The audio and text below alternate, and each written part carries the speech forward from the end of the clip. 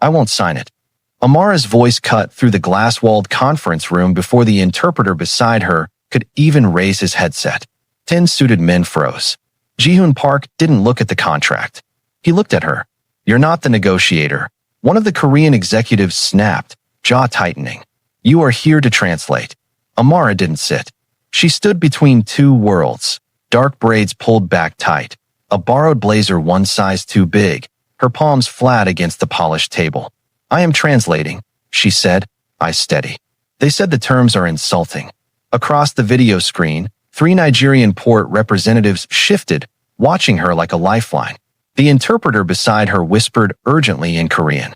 Ji-hoon lifted one finger. Silence swallowed the room. What exactly, he said calmly, did they say? Amara swallowed. Her throat burned. They said, she translated slowly, deliberately. You're asking them to risk their workers' safety for a timeline your company created. One executive scoffed. That is not. Ji-hoon's hand dropped onto the table. Hard. The sound cracked like thunder. Let her finish. Amara's fingers trembled, but she didn't move them from the table. They said, she continued, voice softer now, they will walk away. On the screen, one of the Nigerian men nodded once. Yes, he said. We will. A $1 billion deal teetered on the edge of collapse. Ji-hoon finally looked down at the contract, then back at Amara. Is there a condition, he asked quietly, under which they will stay? Her heartbeat slammed against her ribs. They want inspection rights, she said, and hazard pay guarantees. Murmurs erupted in Korean around the room. That's impossible, unacceptable. Ji-hoon leaned back slowly in his chair. His eyes never left Amara's. And if we refuse? Amara hesitated. The Nigerian representatives waited. They said, she whispered, they will sign with another shipping line tomorrow. Silence stretched so tight it hurt. Ji-hoon's jaw flexed. The deal was his father's mandate. West Africa expansion. No failure. No excuses. He closed the contract. The click echoed. Add the inspection clause, he said. Gasps. Sir, and the hazard guarantee. Director Park. Ji-hoon's voice dropped. Cold. If we cannot protect the people moving our cargo, he said, we do not deserve the route. The room went dead. Amara blinked. Slowly. On the screen, one of the Nigerian men leaned forward. You accept? Ji-hoon nodded once. Yes. A long pause. Then, we will sign. The call ended. The moment the screen went black, tension exploded. You just cost us leverage. You undermined protocol. Ji-hoon stood. Everyone stopped talking. He turned to Amara. You, he said quietly. Her stomach tightened. Yes. What is your name? Amara. A beat. He extended his hand. Thank you, Amara. No executive had ever thanked her before. She stared at his hand like it was a test.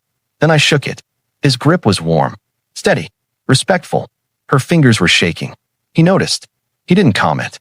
The executives stormed out one by one. Doors slammed. The room emptied, until only the two of them remained. Glass walls, city lights of Seoul flickering beyond. Ji-hoon released her hand slowly. You risked your job. I needed the payment, she said honestly. That is not what I meant. Amara exhaled. I don't translate words, she said. I translate consequences. Something in his expression shifted. Interest. Respect. Who taught you that? My father.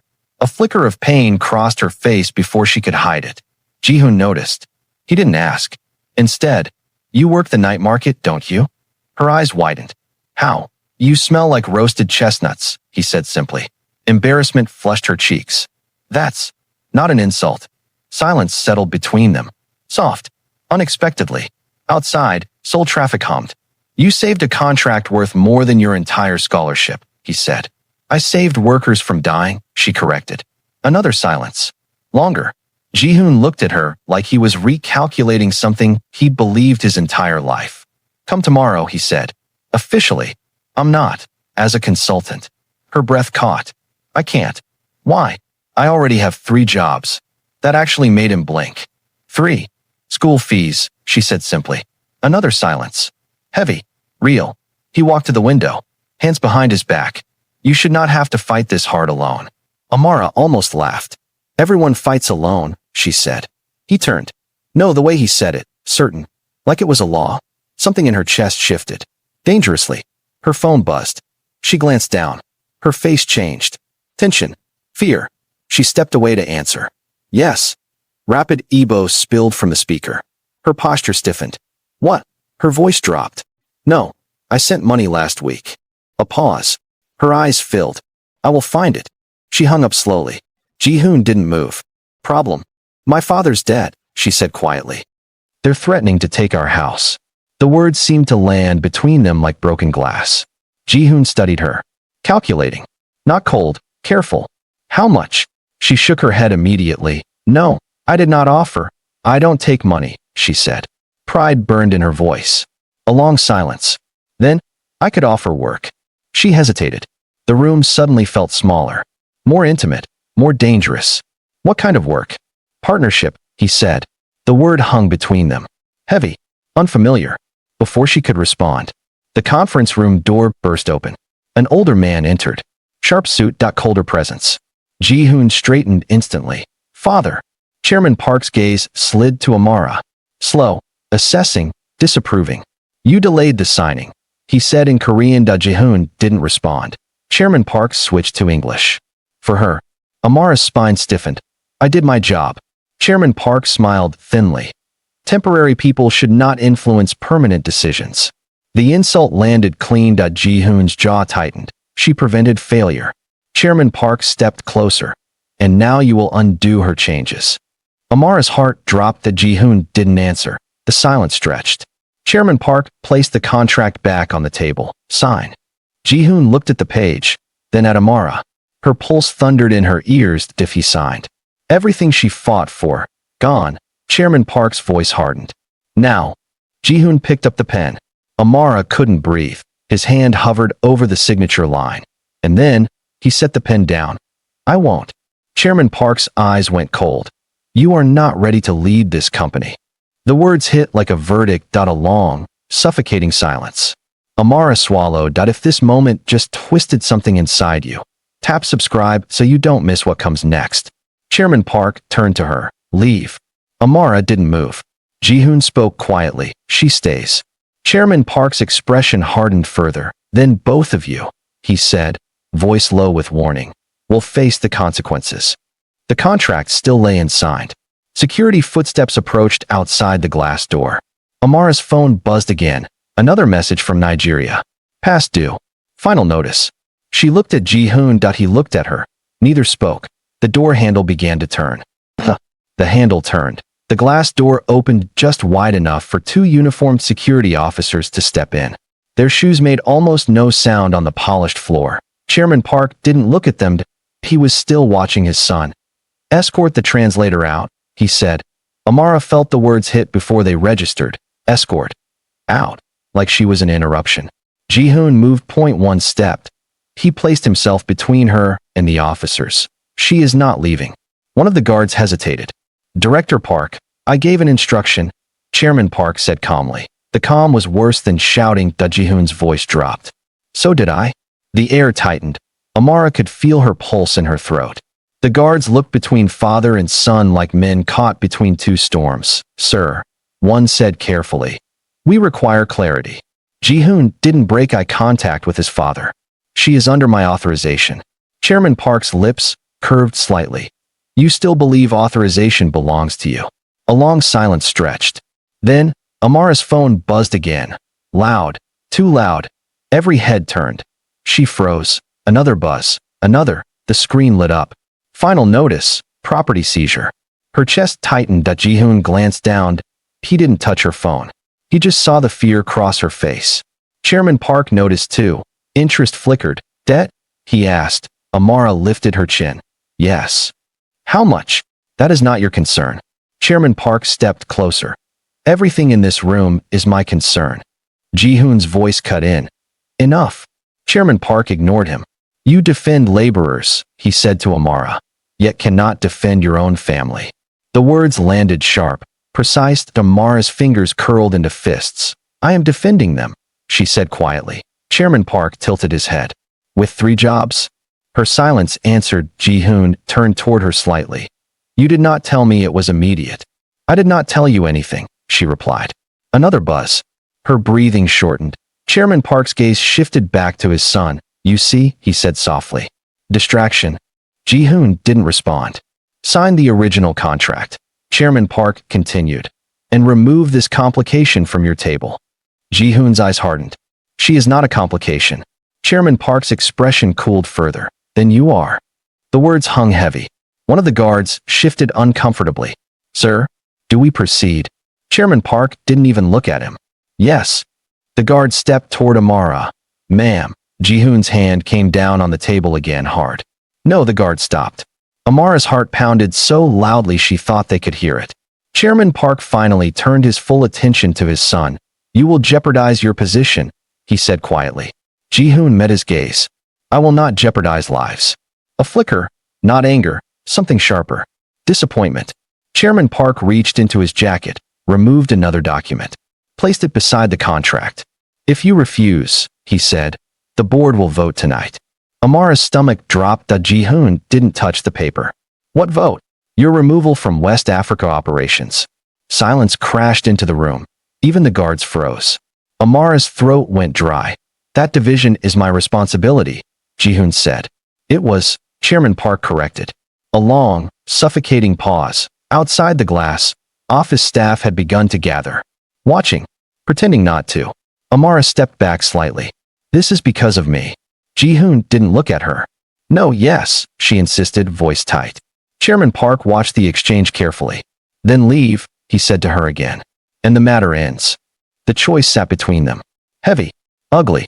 Amara swallowed. If she walked out, his position might survive. If she stayed, he could lose everything. Her phone buzzed again. She closed her eyes briefly. Then, she picked up her bag. Ji-hoon finally turned toward her. Amara. His voice was quiet. Warning. She forced a small smile that didn't reach her eyes. You already did more than enough. She stepped past him. The guard moved aside. Chairman Park watched without expression. Her hand reached the door. Ji-hoon spoke again. If you walk out like this. She stopped. Didn't turn. I don't want to be the reason you lose your future. A silence filled with everything neither of them said. Ji-hoon's next words came softer. Come tomorrow. I may not have a house tomorrow, she whispered. The room went completely still. Chairman Park's gaze sharpened. Ji-hoon took one step toward her. I will handle it. You cannot handle my life. The truth sat between them. Raw. She finally opened the door. Cold hallway air rushed in. Just before she crossed the threshold, Chairman Park spoke. If your debt disappears, he said calmly, would you still refuse assistance? Amara froze. Slowly turned. Suspicion burned in her eyes. What do you want? Chairman Park folded his hands behind his back. Distance. Ji-hoon's voice hardened instantly. No, Chairman Park ignored him. You leave this company, he said to Amara, and your family home remains untouched. The offer hung in the air like a blade. Amara's pulse thundered. Ji-hoon stepped forward. You will not negotiate with her like a contract. Chairman Park's gaze never left Amara. Well, silence stretched. Amara's fingers tightened around her bag strap. Her father's house. Her mother's voice on the phone. Final notice. Ji-hoon watching her, not commanding, not pleading, just waiting. Her lips parted. Before she could answer, one of the executives rushed into the hallway outside. Director Park. Everyone turned. The Nigerian partners just called. Ji-hoon's attention snapped. What happened? They heard about the delay. A beat. They are suspending shipment until they speak with the translator. Every eye in the room moved back to Amara. Her heart slammed. Chairman Park's jaw tightened for the first time. Ji-hoon looked at her, hope and pressure colliding in his expression. The executive swallowed. They said, he continued, voice tense. If she is removed, they walk permanently. Silence detonated. Chairman Park slowly turned back to Amara. The earlier offer still hung between them. Debt erased. Distance required. Ji-hoon stood only a few steps away, but suddenly it felt like another country between them. Amara's phone buzzed again in her hand. Unknown number. She answered without thinking. A rough voice spoke from Lagos. If the payment is not complete by morning, the man said, we begin eviction. The line went dead. Her hand trembled. Ji-hoon took another step toward her. Amara, Chairman Park spoke over him. Choose. The hallway lights hummed. Security waited. Executives watched. The unsigned contract still sat on the table behind them. Amara looked at Ji-hoon, then at Chairman Park. Her throat tightened. Her voice barely came out. and then the building lights flickered. Once, twice, and the entire floor dropped into sudden darkness. Darkness swallowed the glass walls. Someone cursed in Korean. A chair scraped hard against the floor. Amara's breath caught in her throat. Emergency lights flickered on, dim, red, pulsing. The city skyline outside vanished into black. For one suspended second, no one moved. Then Ji-hoon's voice, low, steady. Stay where you are. A security radio crackled. Power failure across 3 floors. Chairman Park did not move. His silhouette remained perfectly still against the red glow. Amara's phone screen lit her face. Her hand was still shaking. Ji-hoon stepped closer, slow enough not to startle her. Are you all right? I will be, she whispered, though her voice betrayed her.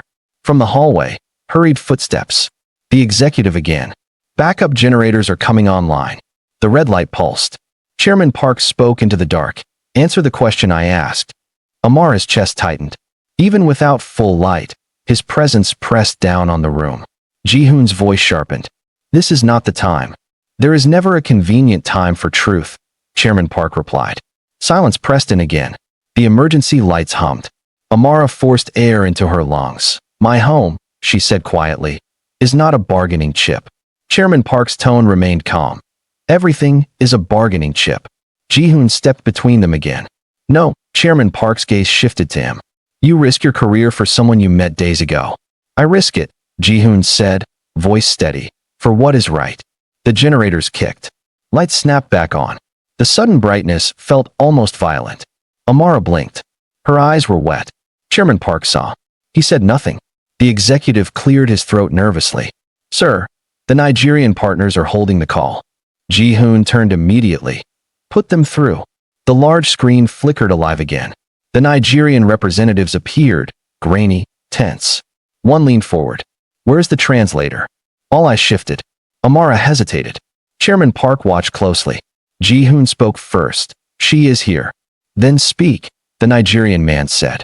We will not proceed without her. Amara stepped closer to the table. Her palms were still cold. Yes, I'm here. The man's shoulders relaxed slightly. They told us you were removed. I wasn't, she said. Behind her, Chairman Park's jaw tightened almost imperceptibly. We heard the terms may change. Amara looked at Ji-hoon. He gave a single, silent nod. The inspection and hazard guarantees remain, she said clearly. A long pause on the other side. Then good. Relief rippled through the call. But it didn't last. Another voice joined from the Nigerian side, older, firmer. We also received another offer. The room tensed. What offer? Ji-hoon asked. Higher payment. Faster timeline. Amara's stomach dropped. That timeline is unsafe, she said quickly. We know. The older man leaned closer to the camera. That is why we trust you. The words landed heavy. Chairman Park's eyes shifted sharply toward her. We will sign, the man continued, if you personally oversee compliance. Amara froze.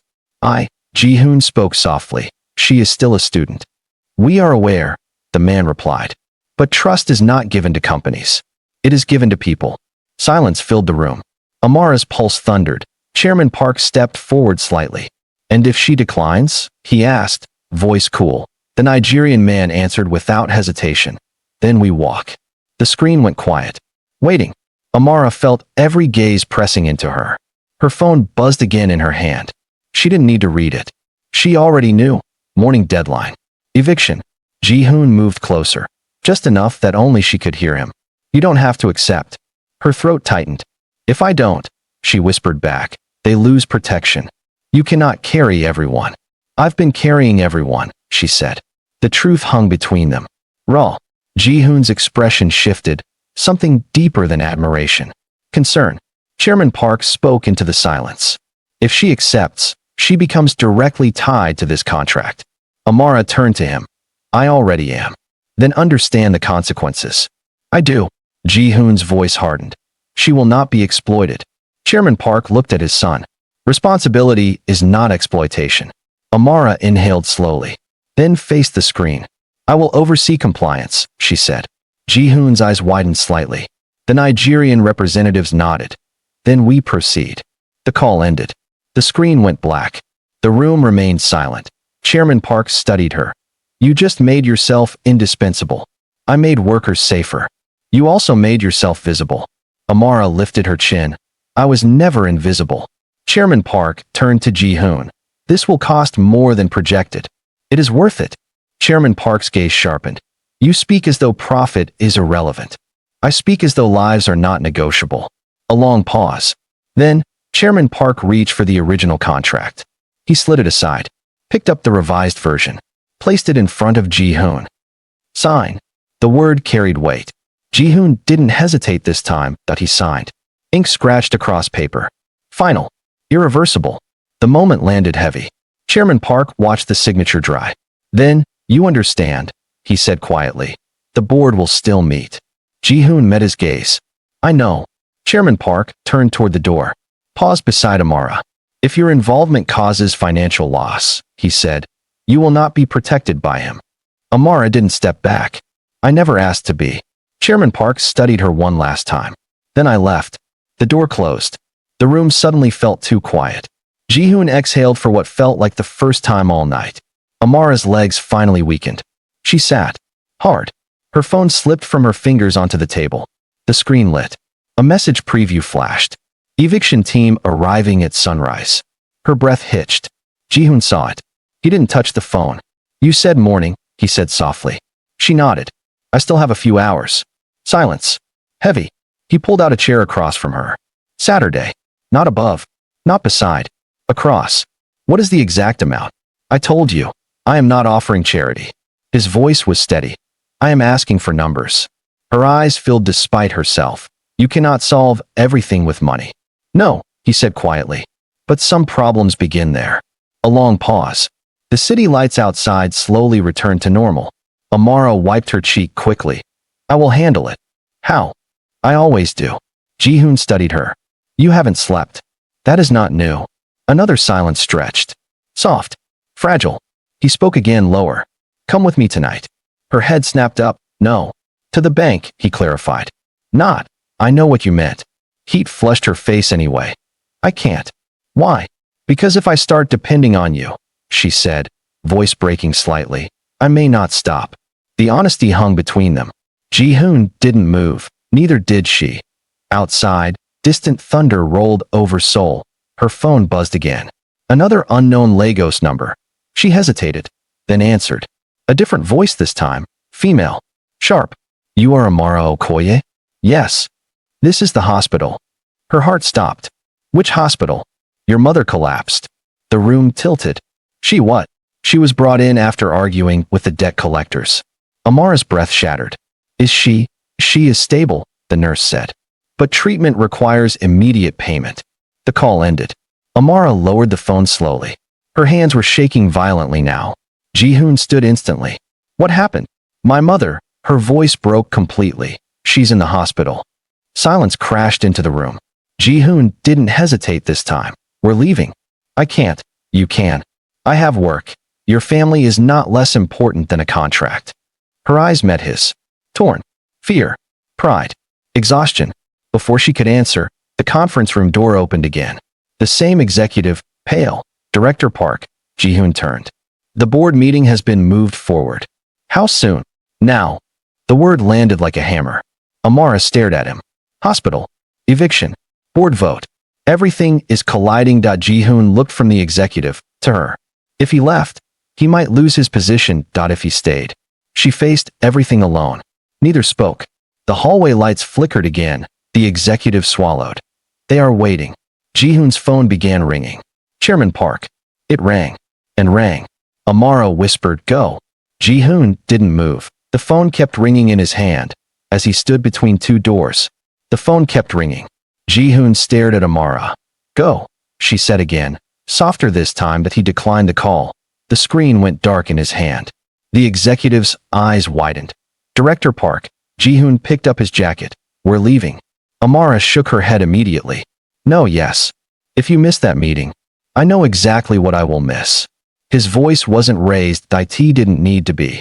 The executive stepped forward, panicked. The board is already seated. Ji-hoon looked at him. Then they will begin without me. That has never happened. It has now. Amara's chest tightened. You cannot do this because of me. I'm not. He met her eyes. I'm doing it because you should not be alone right now. The simplicity of it broke something in her expression. The executive's phone buzzed. He glanced down, then back up, pale. The chairman is asking if you intend to attend. Ji-hoon took Amara's fallen phone from the table and handed it back to her. Can you walk? Yes. Her voice trembled anyway. They moved toward the door together. The executive stepped aside slowly, like he was watching something irreversible happen. As they entered the hallway, the fluorescent lights hummed overhead. Ji-hoon's phone rang again. He silenced it. They walked in silence toward the elevators. Each step echoed. Amara's grip tightened on her bag. You don't even know which hospital. I will find out. That's not how Seoul works. Then you will show me. They reached the elevator. The doors opened with a soft chime. Inside, the mirrored walls reflected both of them. Tired, tense, breathing too fast. As the doors closed, Ji-hoon finally spoke. How long have you been carrying this alone? Since my father died. The elevator descended, floor numbers blinking down. You should have told me. You are not responsible for my past. I am responsible, he said quietly, for what I choose now. The doors opened to the lobby. The night staff glanced up, recognized him, stiffened. Ji-hoon kept walking. Outside, cold air hit them. A black sedan pulled forward immediately. The driver stepped out. Director. To the hospital, Ji-hoon said. Which one, sir? Amara quickly checked her phone. Han River Medical. They got inside. The door shut. The city moved past in streaks of neon. Amara's hands wouldn't stop shaking. Ji-hoon reached into the console, pulled out a small bottle of water, pulled it toward her. She hesitated. Then I took it. Thank you. Silence filled the car again. Heavy. Alive. His phone lit up repeatedly on the seat between them. Chairman Park. 6 missed calls. Amara stared at the screen. You should answer. Ji-hoon didn't pick it up. If I answer, he said, he will demand I return. And if you don't, he already knows my decision. Her throat tightened. You may lose everything. I will not lose myself. The words settled into the space between them. The car slowed. Hospital lights came into view. Amara's breath quickened. When the vehicle stopped, she was already reaching for the door. Ji-hoon stepped out beside her. Automatic doors opened. Bright white light flooded over them. The smell of antiseptic. A nurse looked up. Yes. My mother, Amara said quickly. Okoye. The nurse typed. Paused. She is in observation. Can I see her? After billing confirmation. The words hit like a wall. Amara froze. How much? The nurse turned the screen slightly. A number. More than Amara had left. Her vision blurred. I will pay, Ji-hoon said. No. Amara whispered immediately. The nurse waited. Ji-hoon looked at Amara, not the screen. This is not control. I know. Then let me help. Her chest rose and fell rapidly. If I accept this. You accept time, he said softly. Nothing more. Her eyes burned. Behind the desk, the nurse cleared her throat. Payment must be processed now. Amara closed her eyes. For one long moment. Then nodded. Ji-hoon handed over his card. The machine beeped. Approved. The nurse gestured down the hallway. You may go. Amara walked fast. Almost running. Ji-hoon followed but stayed a step behind. They reached the observation room. Through the glass. Her mother lay still, oxygen mask in place. Amara's hand hit the door. She stopped. Her shoulders shook. Ji-hoon didn't touch her. After a moment, she pushed the door open. Inside.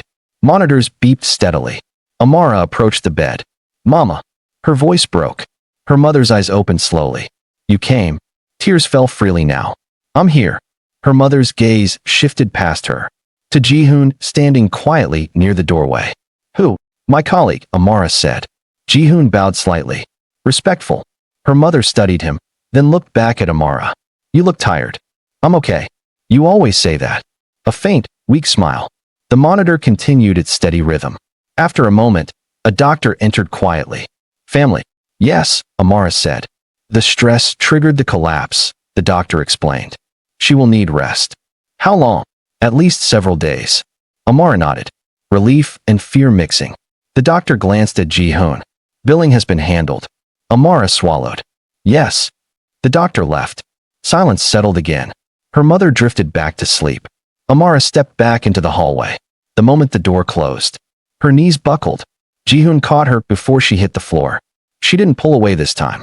For a few seconds, she just breathed. Then quickly straightened. I'm fine. You are not. I will be.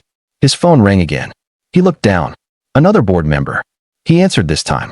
Yes. A harsh voice spilled through the speaker loud enough that Amara could hear. The vote is complete. Ji-hoon's jaw tightened. And you have been removed from West Africa leadership effective immediately. Silence. In the hospital hallway. Machines beeping faintly behind the door. I understand, Ji-hoon said. The call ended. Amara stared at him. You? It's done. You lost it. Yes. Guilt flooded her face. I told you to go. And I chose not to. You sacrificed your future. Ji-hoon shook his head once. My future is not a title. The words landed deep. Before she could respond, footsteps approached from the far end of the corridor. Measured. Familiar. Chairman Park stopped a few paces away. His presence chilled the air. You made your choice, he said. Ji-hoon didn't step back. Yes. Chairman Park's gaze shifted briefly to the hospital room door. Then to Amara. I see the payment was made. Amara met his eyes. I will repay it. I have no doubt. A long pause. Then Chairman Park looked at his son. You are no longer authorized to negotiate West Africa contracts. I am aware. Another silence. Tense. Heavy. Chairman Park continued. However, Ji-hoon's expression didn't change. The partners have refused to proceed with anyone else. Amara blinked. What? Chairman Park's eyes moved to her. They insist on both of you. The hallway seemed to still. Ji-hoon spoke carefully. The board already voted. They did. Chairman Park's tone remained even. They are reconsidering, under conditions. What conditions? Amara asked. Chairman Park held her gaze.